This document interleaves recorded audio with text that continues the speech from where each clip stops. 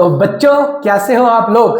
बच्चों बड़ा अच्छा हमारा सेशन चल रहा है और अभी तक हमने 3-4 चैप्टर क्या बायो का पूरा पोर्शन ही खत्म कर डाला है और अब हम केमिस्ट्री की तरफ अपनी भाग दौड़ को शुरू करने वाले हैं।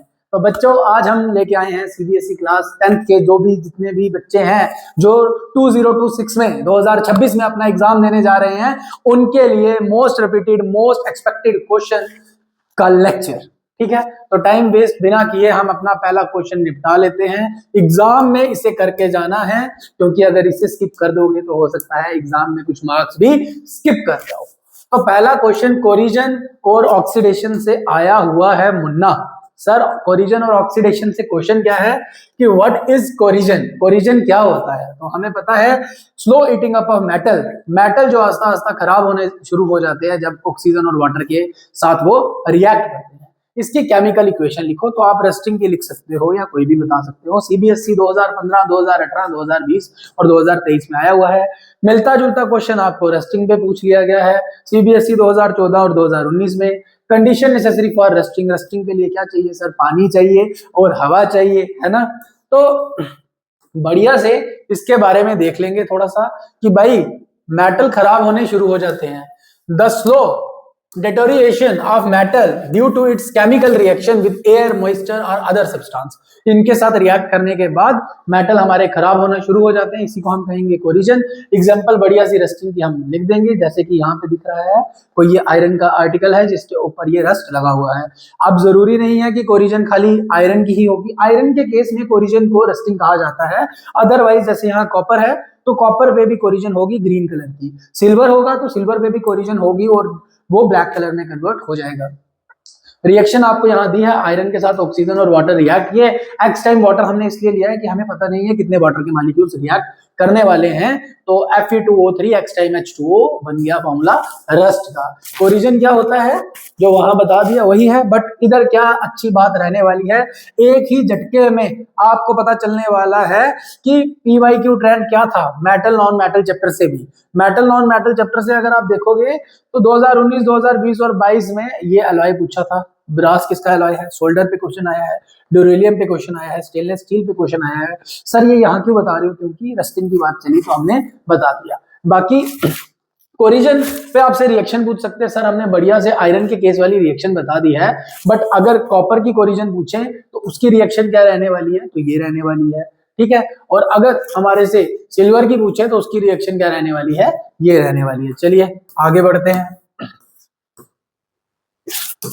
सर बड़ा अच्छा कंटेंट प्रोवाइड करते जा रहे हो, ऐसा कुछ छात्रों का मानना है और बाकी वाले तो देख ही नहीं, लगता है एग्जाम वाले दिन ही देखने आएंगे। Law of conservation of mass से आपको क्वेश्चन देखने को मिल सकता है इस बार 2026 के एग्जाम में।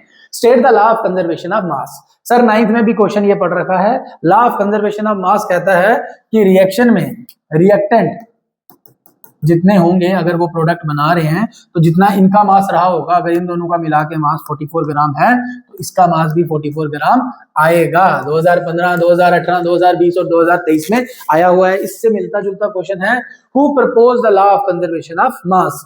तो कमेंट सेक्शन पे बताओ, वैसे तो मैं इसका आंसर प्रोवाइड करने लगा हूं, तब तक आप सोचो क्या आपको आता है कि नहीं। Give one example supporting the law, तो इसके रिलेटेड कोई एग्जांपल बताओ जो इस लॉ को सपोर्ट करती है।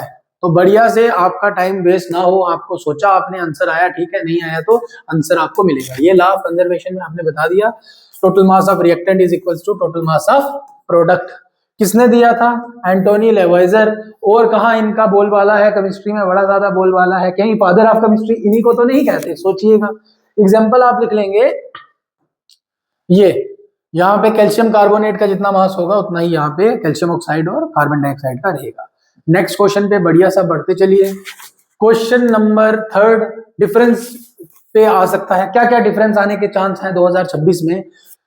डिफरेंस आने के चांस हैं, difference between displacement reaction and double displacement reaction. ठीक है, अच्छे से कर लेंगे। डिस्प्लेसमेंट रिएक्शन और डबल डिस्प्लेसमेंट रिएक्शन का डिफरेंस बहुत बार पूछा है। और कॉम्बिनेशन और डिकम्पोजिशन का पूछ सकते हैं। और डिकम्पोजिशन में आपसे पूछ सकते हैं कि डिकम्पोजिशन रिएक्शन की कितनी टाइप्स हैं। तो बढ़िया है सर, सब बढ़िया है। तो अच्छे से इसका आप स्क्रीनशॉट ले लीजिए। कॉम्बिनेशन रिएक्शन वो होती है जब ए और बी कंबाइन किए और सी बना दिया, तो in this reaction 2 reactant combine करेंगे और सिंगल प्रोडक्ट बनाएंगे। डिकम्पोजिशन होता है टूटना, तो इसमें एक सिंगल कंपाउंड ब्रेक करेगा 2 में, ठीक है। ये जनरली जो है असर्शन रीजनिंग में पूछा जा सकता है। ये होती है एक्सोथर्मिक और ये होती है एंडोथर्मिक, ये होती है एंडोथर्मिक। एग्जांपल, यहाँ पे मैग्नीशियम और ऑक्सीजन मिलकर मैग्नीशियम का ऑक्साइड बना रहे हैं और यहाँ पे चीज टूट रही है, दिख रहा है हमें सामने। डिस्प्लेसमेंट और डबल डिस्प्लेसमेंट में आपको जो है पूछा जा सकता है। डिस्प्लेसमेंट रिएक्शन सर ऐसी रिएक्शन होती है जिसमें जो मोर रिएक्टिव एलिमेंट होगा वो डिस्प्लेस करेगा लेस रिएक्टिव एलिमेंट को। अब ये रिएक्टिविटी क्या है, तो जिन बच्चों को रिएक्टिविटी सीरीज याद है, ठीक है, जिनको नहीं याद तो उनके लिए ट्रिक लाए हैं। Please stop calling me a careless zebra, instead try learn how copper save gold. तो इस तरीके से आप याद रख सकते हैं। ये ऊपर की तरफ रिएक्टिविटी बढ़ रही है, सबसे ज्यादा रिएक्टिव पोटेशियम और सोडियम होते हैं। ये इतने रिएक्टिव हैं कि अगर इन्हें ओपनली रखा जाए तो ये आग पकड़ लेंगे। इन्हें केरोसिन के अंदर डाल के रखना पड़ेगा। मेटल नॉन मेटल में पढ़ा था, याद आया कि नहीं? Very good. अच्छा, डिस्प्लेसमेंट रिएक्शन में जैसे यहाँ पे दिखा रहे हैं ZnCuSO4 की रिएक्शन है, तो CuSO4 एक कंपाउंड है। जिंक जो है रिएक्टिविटी सीरीज में देखोगे, जिंक यहाँ है और कॉपर यहाँ है, ज्यादा रिएक्टिव जिंक है, तो जिंक जो है वो इसे डिस्प्लेस कर देगा और जिंक का सल्फेट बनेगा और कॉपर अलग हो जाएगा। यहाँ पे वही बात है कि ये दोनों रिलेशनशिप में थे, अच्छा खासा कॉपर सल्फेट का रिलेशन चल रहा था, बट जैसे ही ज्यादा अट्रैक्टिव, ज्यादा अच्छी Fe पहुंचा, जो ज्यादा क्या है रिएक्टिव, तो कॉपर को लात मार के भगा दिया और इन दोनों ने अपनी जोड़ी बना लिया। ऐसा तुम मत करना, बट ये समझाने के लिए सिर्फ बताया है। और डबल डिस्प्लेसमेंट रिएक्शन जो है उसमें इधर तो एक एलिमेंट है, एक कंपाउंड है, इधर दोनों ही हम कंपाउंड लेंगे, इसका उधर और इसका इधर है, वो वाली बात है, ठीक है। तो यहाँ सोडियम के साथ सल्फेट है, यहाँ सल्फेट उठ के बैरियम के पास चला गया और सोडियम के साथ क्लोरीन यहाँ पे बन गया। याद रखना, प्रिसिपिटेशन रिएक्शन, जितनी प्रिसिपिटेशन रिएक्शन है वो सब की सब जो है वो डबल डिस्प्लेसमेंट रिएक्शन है, बट सारी double displacement reaction precipitation reaction नहीं है। बढ़िया सर। तो क्वेश्चन नंबर 4 पे आएंगे। क्वेश्चन नंबर 4 पे आइए, केमिकल रिएक्शन और इक्वेशन। केमिकल रिएक्शन और इक्वेशन से क्वेश्चन, हर चैप्टर यही चल रहा है। अब बेसिकली रिएक्शन और इक्वेशन पे पूछा है। रिएक्शन और इक्वेशन में ये फर्क है कि जब हम लिखते हैं कार्बन ने रिएक्ट किया, पूरा लिखूंगा मैं, कार्बन ने रिएक्ट किया ऑक्सीजन के साथ, कार्बन डाइऑक्साइड बना, तो ये क्या है? रिएक्शन है। बट जब मैं लिख रहा हूं carbon plus O2 give rise to CO2, इसके सिंबल्स यूज करता हूं, तो ये क्या है? इक्वेशन है। बैलेंस्ड केमिकल इक्वेशन, आपको कोई भी इक्वेशन दी होगी उसको बैलेंस करने के लिए पूछ सकते हैं। इस बार भी एक क्वेश्चन आएगा बैलेंसिंग से, याद रखना, बैलेंसिंग की प्रैक्टिस अच्छे से करते जाओ। What is meant by balanced chemical equation? Balanced chemical equation वो इक्वेशन होती है जिसमें रिएक्टेंट में जितने मॉलिक्यूल्स प्रेजेंट होंगे उतने ही यहाँ पे प्रेजेंट होने चाहिए। बैलेंस क्यों जरूरी है और कितनी बार ये क्वेश्चन पूछा है? 14, 15, 16, 18, 20, 23 और 24। बैलेंस द गिवन, कोई भी आपको दे देंगे, मल्टीपल ईयर में ये क्वेश्चन पूछते रहते हैं। तो इसका आंसर भी सर है, और आपने तो कुछ क्वेश्चन भी लगता है पूछ रखा है। बैलेंस केमिकल इक्वेशन क्या होती है? जिसमें number of atom in elements जो रिएक्टेंट साइड में होंगे और जो प्रोडक्ट साइड में होंगे, दोनों क्या होंगे? इक्वल होंगे।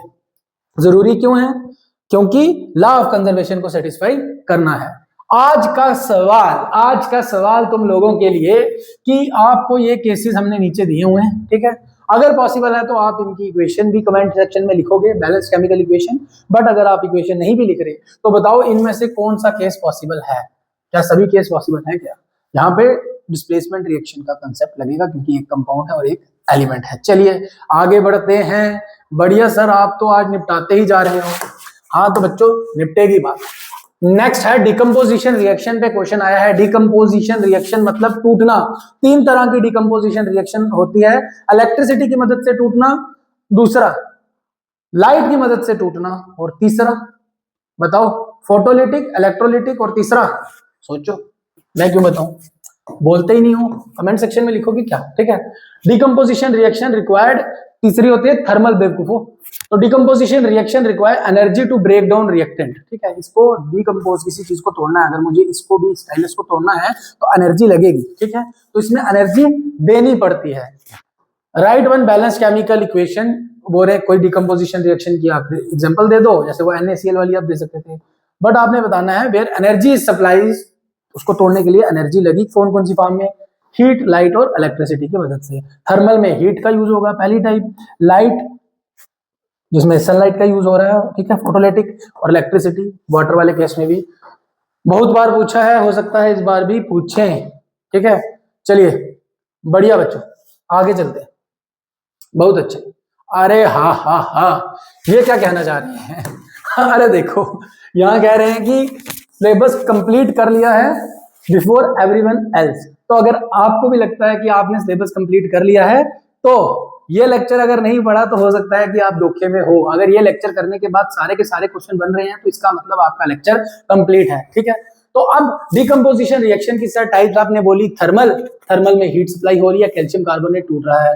इलेक्ट्रोलिटिक, इलेक्ट्रिसिटी पास हो रही है, बट प्योर वाटर से इलेक्ट्रिसिटी पास कराने के लिए H2SO4 या कोई ना कोई एसिड हमें देना पड़ेगा, इसलिए याद रखना, एसिड को मिस मत करना, प्योर वाटर से इलेक्ट्रिसिटी कंडक्ट नहीं होती। और फोटोलिटिक में मतलब सनलाइट पड़ेगी। अगर आपके पास एक डिश प्लेट के अंदर, ठीक है, पड़ा हुआ है AgCl, Ag मतलब सिल्वर और क्लोराइड, इस पे पड़ी सनलाइट धूप पे रखोगे तो क्या होगा, Ag OG अलग हो जाएंगे और क्लोराइड अलग हो जाएगा। वेरी गुड बच्चों, बहुत बढ़िया।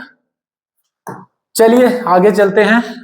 ट्रांसलेशन इनटू केमिकल इक्वेशन मतलब क्या है देखते हैं। Translate the following statement into balanced chemical equation, इस पे क्वेश्चन आपको आया हुआ है। जैसे कि आपको हाइड्रोजन सल्फाइड दिया हुआ है, एक गैस है जिसको बर्न किया एयर में और सल्फर डाइऑक्साइड और वाटर बना, इसकी बैलेंस केमिकल इक्वेशन लिखो। ये रिएक्शन बता दें कि हाइड्रोजन सल्फाइड में रिएक्टेड, जब हाइड्रोजन सल्फाइड गैस को जब हम एयर से रिएक्ट करेंगे, ऑक्सीजन से रिएक्ट करेंगे, सल्फर डाइऑक्साइड और वाटर बनेगा। उसी तरीके से सिल्वर ब्रोमाइड डिकम्पोज होगा और sunlight decompose in sunlight from silver और ब्रोमीन। तो Ag, जैसे AgCl था वैसे ही AgBr जो है वो आगे Ag और Br में अलग होगा। 2015-16 और ऐसे करके बाकी आया है। Right skeleton and balanced equation. Sir skeleton, skeleton कहां से आया सर, पूरा पढ़ लिया चैप्टर, स्केलेटन क्या होता है? तो स्केलेटन इक्वेशन वो होती हैं जिनको बैलेंस नहीं किया होता। सिंपल मैंने जैसे लिख दिया AgBr आगे Ag और Br बनाएगा। सीखने को मिल रहा है बड़ा कुछ, है ना सर? तो चलिए आंसर लीजिए। तो बोल रहे हैं बैलेंस केमिकल इक्वेशन, हमें पता है हाइड्रोजन का सल्फाइड ऑक्सीजन से रिएक्ट करेगा, सल्फर और ऑक्सीजन जुड़ जाएंगे, सल्फर का ऑक्साइड बनेगा और कुछ बनेगा क्या, हाइड्रोजन। हाइड्रोजन 4 है, ऑक्सीजन 2 और 2 4 है, 2 ऑक्सीजन जो है वो बच गए, तो यहाँ पे ऑक्सीजन आएगा, ऑक्सीजन जो है वो मिसिंग है। ठीक है, H2O बनेगा साथ में। सिल्वर ब्रोमाइड पे जब सनलाइट पड़ेगी तो AgBr बनेगा। बढ़िया सर, सीख गए। चलिए question number 7। Question number 7, compound use in cement. Cement में जो कंपाउंड यूज होंगे, तो बोल रहे हैं compound A is used in the manufacturing of cement. Cement को बनाने के लिए कोई एक कंपाउंड जो है वो चाहिए होता है, उसका नाम है A। When dissolve in water, जब उस पर पानी डालोगे ये large amount of heat release करेगा और एक बी कंपाउंड बनाएगा। ए बी आप बताओ कौन है? केमिकल रिएक्शन आपकी इक्वेशन क्या रहने वाली है? या फिर इस क्वेश्चन को इस तरीके से भी पूछा जा सकता है, नेम द सब्सटेंस जो पानी से ट्रीट करने के बाद स्लेक लाइम बनाएगा। क्विक लाइम रिएक्ट करेगा पानी से और स्लेक लाइम बनाएगा, पता है हमें। इधर भी वही क्वेश्चन है, उल्टे तरीके से पूछा गया है। What happen when quicklime is added to water? Quicklime को पानी में डालोगे तो स्लेक लाइम बन जाएगा। सर क्या ऐसा कुछ है? तो सर ये लोग उसी का आंसर यहाँ पे दे रहे हैं।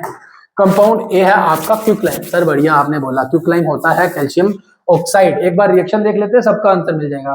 कैल्शियम का ऑक्साइड होता है क्विक लाइम। क्विक लाइम, पानी डालोगे कैल्शियम हाइड्रोक्साइड बनेगा जो कि होता है स्लेक्ड लाइम, जो कि क्या होता है स्लेक्ड लाइम। तो याद रखना है क्विक लाइम और स्लेक्ड लाइम।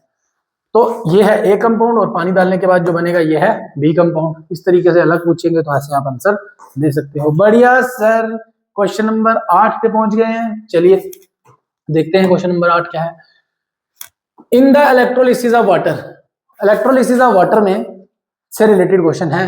पानी की इलेक्ट्रोलिसिस करानी है, इससे इलेक्ट्रिक करंट पास कराएंगे, वो जो इलेक्ट्रोलिटिक डिकम्पोजिशन है। तो on passing electric current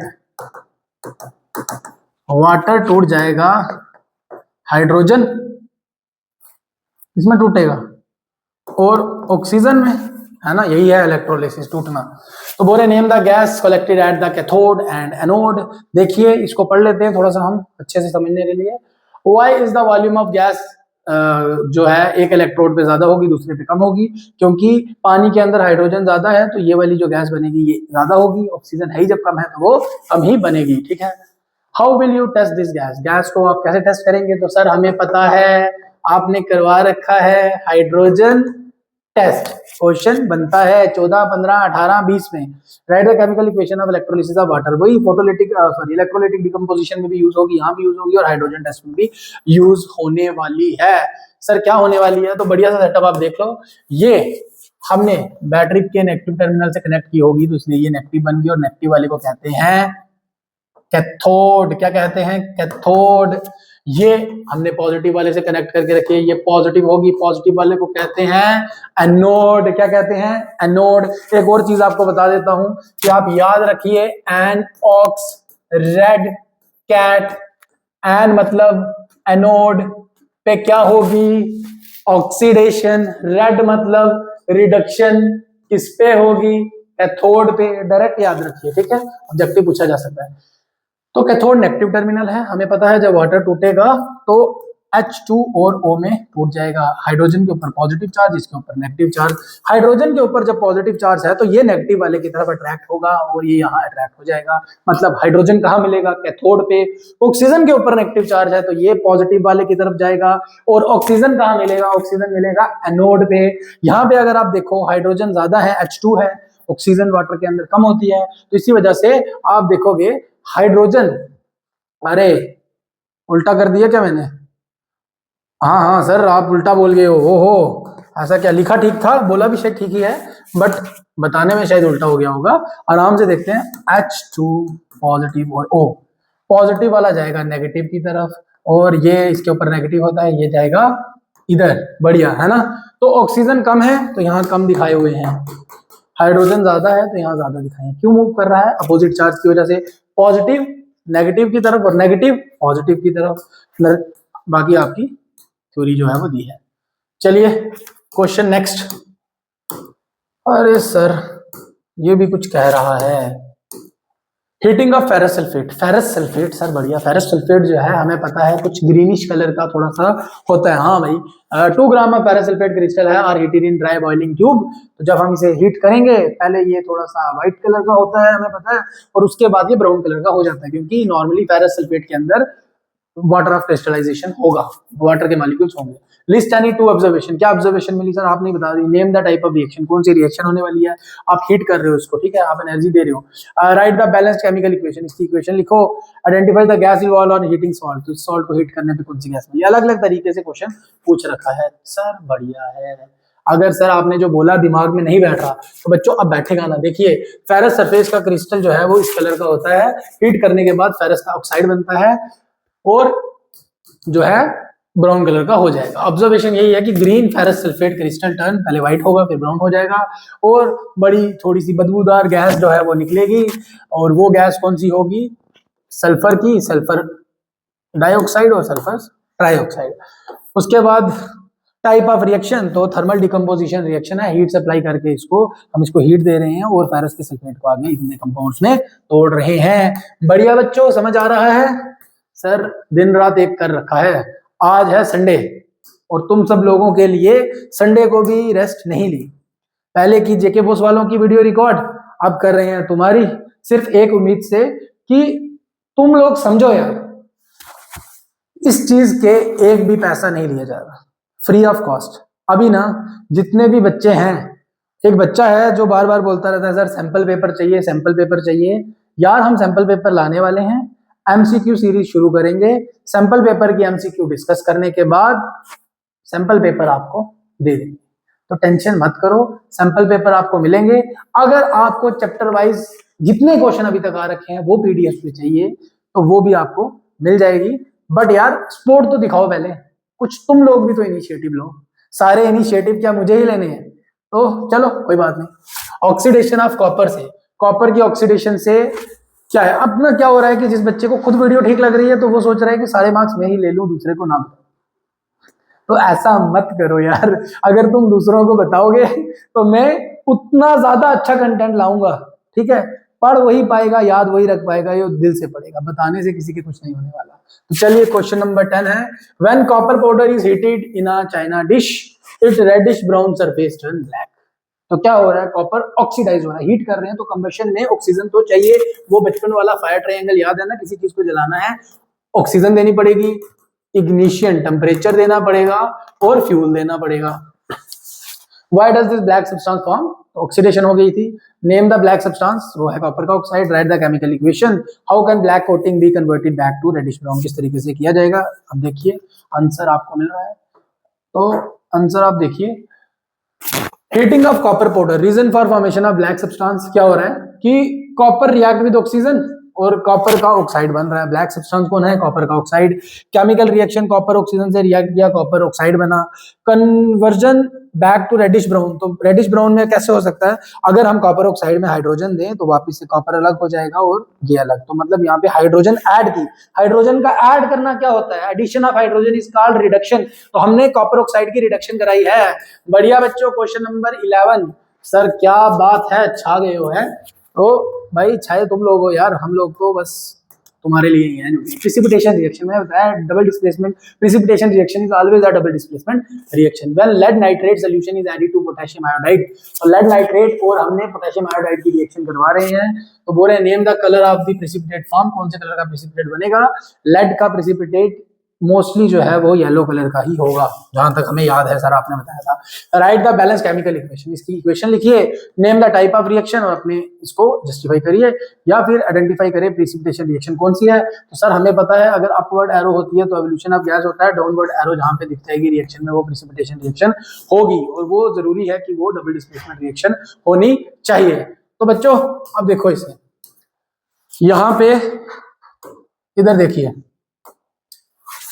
reaction lead nitrate की पोटेशियम आयोडाइड के साथ। तो यहाँ पे आपको मैंने बताया प्रिसिपिटेशन रिएक्शन है। ये क्या है? पीबी होता है लेड और ये उसका नाइट्रेट, पोटेशियम आयोडाइड बना PbI2, और साथ में इसी के साथ डाउनवर्ड एरो है। तो इसका मतलब ये क्या है? इसका मतलब ये है प्रिसिपिटेट, प्रिसिपिटेट, ठीक है। और यहाँ पे हमारे पास पोटेशियम नाइट्रेट देखने को मिलेगा। वेरी गुड बच्चों। अब टाइप ऑफ रिएक्शन कैसी है? तो सर प्रिसिपिटेशन रिएक्शन या तो डबल डिस्प्लेसमेंट होगी या इसको प्रिसिपिटेशन रिएक्शन आप बोलोगे। बोल रहे हैं आप लोग। अब इसे देखिए, जस्टिफिकेशन क्या है? The reaction involve exchange of ions between two compound resulting in the formation of insoluble precipitate. Double displacement reaction में और प्रिसिपिटेशन रिएक्शन में दोनों कंपाउंड्स अपने आयंस को एक्सचेंज करते हैं, और इसी वजह से हमें यहाँ पे लेड हाइड्रेट इनसॉल्युबल प्रिसिपिटेट क्या होता है? इनसॉल्युबल सॉलिड देखने को मिल रहा है। कलर कौन सा है सर? आपने बताया है येलो, पहले ही बता दिया सर। अगर आपने ये सीरीज नहीं देखी तो इसे जल्दी से देखिए, आपका टाइम बहुत इंपॉर्टेंट है। 17 तारीख से आपके एग्जाम है ना, 17 फेब से, तो उससे पहले इसे खत्म कर लो। मैथ्स भी आपने अभी पढ़ना है, तो बढ़िया। चलिए, रिडॉक्स रिएक्शन पे क्वेश्चन है, क्वेश्चन नंबर 12। अरे यार, रिडॉक्स रिएक्शन पे क्वेश्चन है। इन द रिएक्शन, यहाँ बताया हुआ है, ये है, बताओ identify the substance oxidise. Oxidise कौन हो रहा है? इसके पास ऑक्सीजन थी पर इसके पास नहीं थी, अब इसके पास ऑक्सीजन आ गई है, तो हमारा यहाँ पे आंसर आ जाएगा कार्बन ऑक्सीडाइज हुआ। Name the reducing agent. Oxidise कौन हुआ? सॉरी, ऑक्सीडेशन करवाई किसने, है ना? ये तो हुआ ऑक्सीडाइज, तो ये कहलाएगा रिड्यूसिंग एजेंट।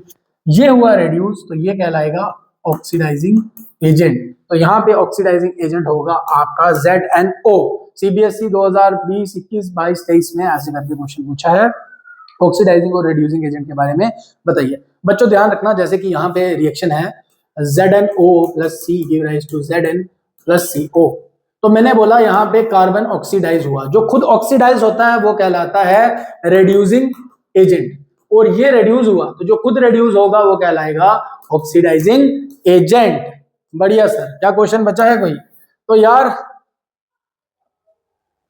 हाँ, लाइन ही बची है, क्वेश्चन तो नहीं बचा। चलिए, बड़ी जल्दी खत्म कर दिया, आ जाओ। तो बच्चों